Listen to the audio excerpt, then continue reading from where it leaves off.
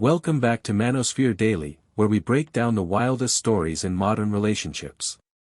Today's topic: she demands the court to dismiss the prenup, and instantly regrets it. You won't believe how this one plays out. Before we dive in, make sure to like this video, subscribe to the channel, and hit that notification bell so you never miss an update. And don't forget, share this video with your friends to keep the conversation going. Now, let's get into it. These are the 3 most bizarre prenup requests I've ever seen. Prenups can include some pretty crazy lifestyle specifics, such as how much weight a spouse can gain without a penalty, how often a couple will have sex, and whether a yet-to-be-born child will be reared as a vegetarian. Although lifestyle clauses are gaining popularity, they are rarely enforceable in court. In fact, if yours includes too many bizarre clauses, it may invalidate the entire prenup. There are going to be people online that say you didn't get married because he wanted you to sign a prenup. Correct. So why did you not just sign the prenup? In that moment, it was, I'd rather walk away from something knowing that I chose myself than to spend the rest of my life not being loved the way that I love somebody. Yes, the classic, I signed it, but I didn't think it counted, strategy. The type of woman who only wants to date men who have a lot of money. Hey. So everybody has the right to have different characteristics and things that they're looking for in a relationship. And I don't think that any of us can really judge based on that. But if you are a man who has a lot of money, get a prenup. If you are a woman looking for a man who has a lot of money and you find one, also get a prenup. And also consider that at this point in history, women have more opportunities to create our own financial wealth and to do things that put us in control of our fate. You know, so many things have happened in the history and in the course of history of women remaining in terrible relationships because they're financially stuck, and you don't want to put yourself in that position, and nothing will give you more control over that than being successful on your own without a man. So, just a few thoughts. We're getting married in a week. Oh, wow. Yeah. Congratulations. This morning, I had to meet with our lawyers. Is everything okay? Yeah, I talked to him about a prenup. A prenup? Just relax. It is the week of our wedding, Eric. Yes, I know, but it's like... You're bringing this up now? Here? We need to go to a notary later today, so I need your signature. Why are you just now telling me about this? Because things have been so busy with everything, and like, we're on a time crunch. I mean, my family has so much money at stake here. I'm not a gold digger, Eric. I'm not accusing you of anything. I'm literally just saying this protection. This is an accusation. For both. No, it's not. Think about this. I'm gonna go to the restroom. Are you kidding me? Right there. I'll be back.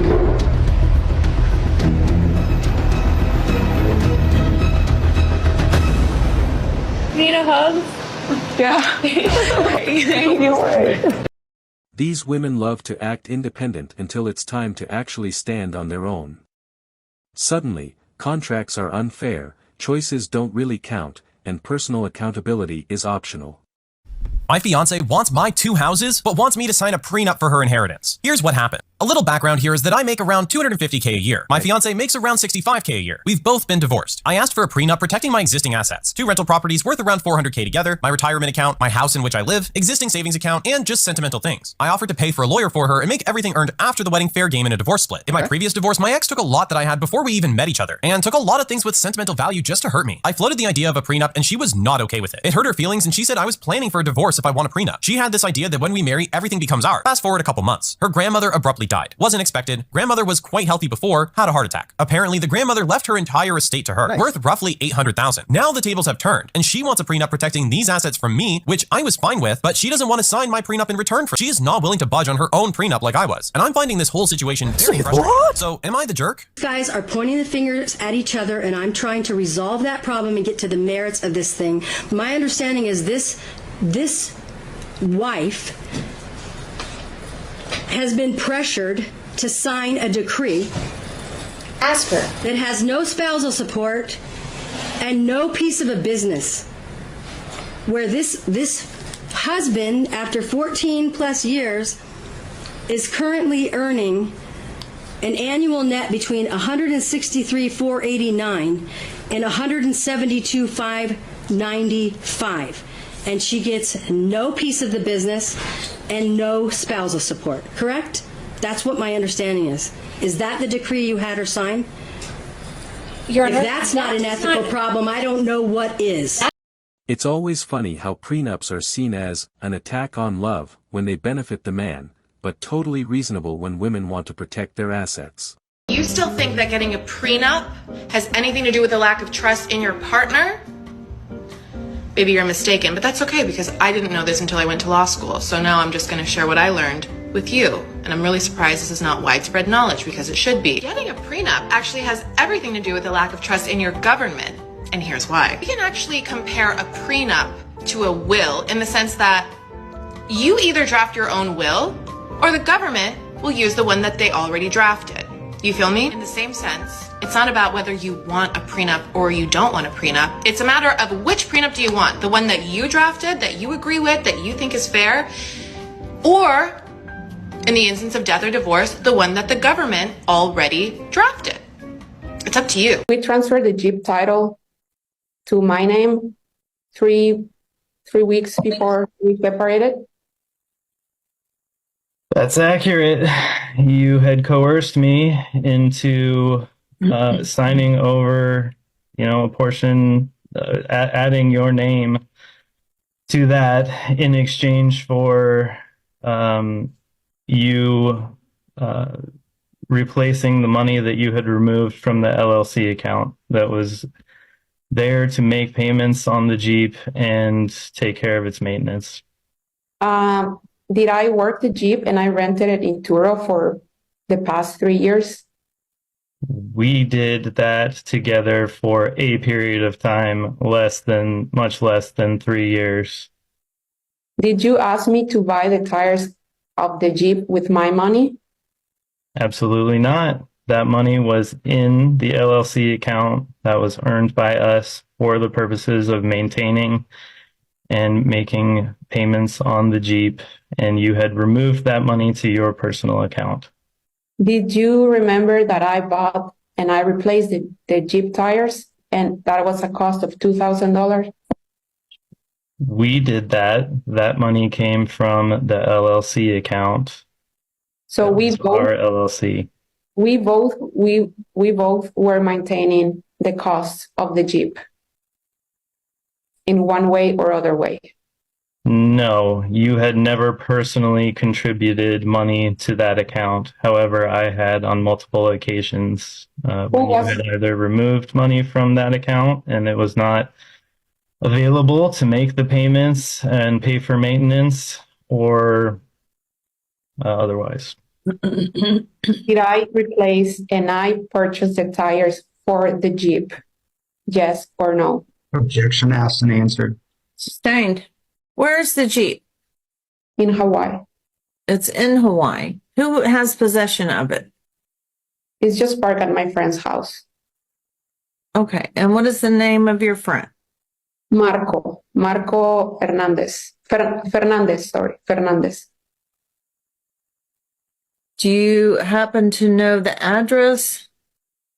Can I see my phone? Yeah.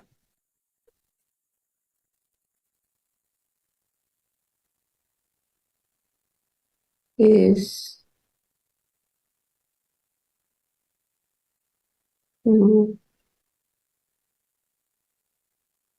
on, let me ask you this, because that's kind of private information. Are you aware, Mr. Starr, of this Marco Fernandez's address? We have no clue. I don't have any clue. Mr. Manosphere is shaking his head as well. Okay. I'm sorry, Your Honor. I don't have the information, the address. It is but I could get it for you at any time. Okay. It's just I don't have any further questions. Thank you. All right. Let's go to closing argument. Mr. Starr. Yes. So considering that the Jeep testimony says it's in Hawaii, and Mr. Manusco's testimony said he has a loan on that, he's been paying on that, I'd like that awarded to him. The prenuptial agreement has been signed by both parties. Both parties testified that's their signature, and it states that Mr. Manosphere's house is his separate property, and I believe he also stated it was purchased before the marriage as well. And so we'd like you to declare that separate property. And we'd also like you to declare the Petitioner's Exhibit 2, grant the relief requested by Mr. Manosphere on the property division. We believe that's fair and equitable. He's taking a lot of debts, and it really seems like as well that he's kind of been paying a lot of debts on things and trying to make it. They've been separated for 2 years as well, so they've gone their separate ways. You've heard testimony about, I guess, their feelings on each other, and Miss Fonseca has a job in Austin, Texas, that she's been living for the appropriate amount of time for the court to have jurisdiction. I think we just like the relief granted. Well, so yeah, I moved to Austin, and then I been starting my life. I got a job that allowed me to start over, but it's not enough. I haven't been rewarded or even taken in consideration about Jordan caring about my well-being in this country. And I moved to Austin, and I go back and forth to Hawaii whenever I have a chance. I don't have any interest in reconciling this marriage.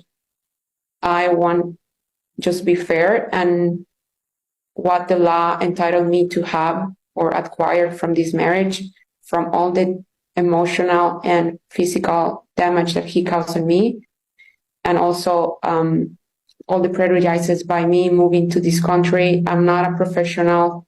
I could never make the money that he does. And I recently lost my previous job, and I started a new job, which I'm not doing any money.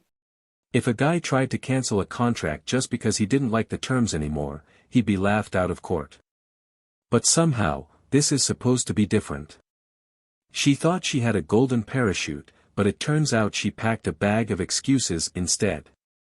Now she's standing in front of a judge, realizing too late that, "I didn't think it was serious," is not a legal argument. Reality hits hard when the safety net turns out to be just an illusion. Probably the most asked question since Christian and I have gotten married, prenup. When we got engaged, I automatically thought, prenup. Obviously, got to protect yourself, got to protect the other person. Growing up, I always told myself, like, oh, I would never sign a prenup, whether I'm well off or my husband is well off. In my head, it was just robotic, I'll never sign one. As I've been a business owner and things have developed, my mind has changed-ish overall. When you're a business owner, you see so many different sides of people, not necessarily like your husband or wife, just people that you thought were good, genuine people end up turning on you. I don't know, there's a lot of things that I've seen and experienced, okay? I automatically thought, prenup. I built my prenup, Christian built his, and then we came together and we were like, this is basically pointless. Like, what are we doing? We decided not to sign prenups after having really deep, thorough talks about what is a prenup, what's the point of it, what does it do, does it protect you? Yes, absolutely. What I chose to do is take the prenup that I created and put it into a trust with a big chunk of Really not gonna sign a prenup? No, I'm not signing no prenup. What you got is what I got. Okay, but I don't understand, why would you not want to sign? Basically, our love is your real. money is my money. Simple as that. Okay, why are we going straight to the money? It don't have me. All I'm doing is my lawyers are telling me that I have to protect myself, and it's not from you, but it's just I don't want to hear that. I don't want to hear that. Everything that you bring in the house, is mine too. Nah, cause I mean, what did you come with? What did you come with that you deserve to think you just don't like? Like, this is for our own protection. You know what I'm saying? I don't care what you say. It's my money too. Simple as that. But see, the lawyer said that's what you was gonna do though. They were saying you was not. No, he didn't. So what's the point of you not signing the prenup? The money that you bring home is mine too. Simple as that. End of conversation. That's crazy. So I guess there ain't gonna be no wedding. Whatever. It's gonna be a wedding. Man's made you sign a prenup? Use these tips so you don't also get screwed up. Best way to demolish a prenup is to show that your fiancé did not disclose all of their assets. The prenup will crash and burn, like your marriage. And always keep your prenup in a safe place, like a safe or safety deposit box or In your bra. That's where I keep all my legal documents. And that wraps up today's episode of Manosphere Daily. If you enjoyed the content, give it a like. Be sure to subscribe and hit the notification bell so you're notified as soon as a new video is out. Share your thoughts in the comments below. See you all tomorrow.